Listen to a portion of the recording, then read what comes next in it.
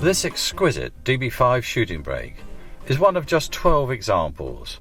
adapted for Aston Martin by renowned coach builders Harold Radford and Sons.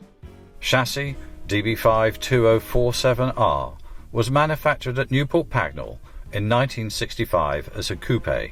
and finished in California sage over red hides, the livery it wears today,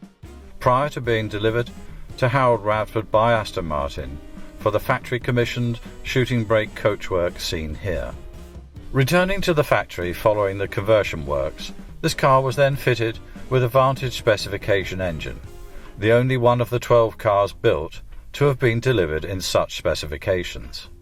Registered on the 19th of July 1966 to Cyril Williams Motors Ltd of Wolverhampton, and following a few changes of hands in its early life, the car was acquired by an Aston Martin enthusiast in Kingston upon Thames in 1972, who retained the car in family ownership for an astonishing 39 years, cherishing the car dearly and maintaining meticulous records of its maintenance, including the fitment of a ZF 5-speed manual gearbox in 1992.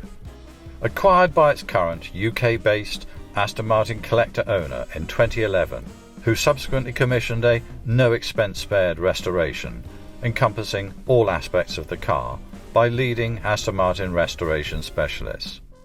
Completed in 2014 to the very highest standards as presented today. Since the meticulous restoration,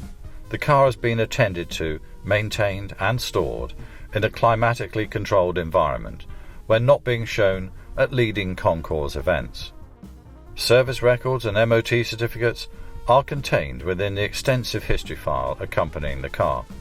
also containing factory build records, a British Motor Industry Heritage Trust certificate,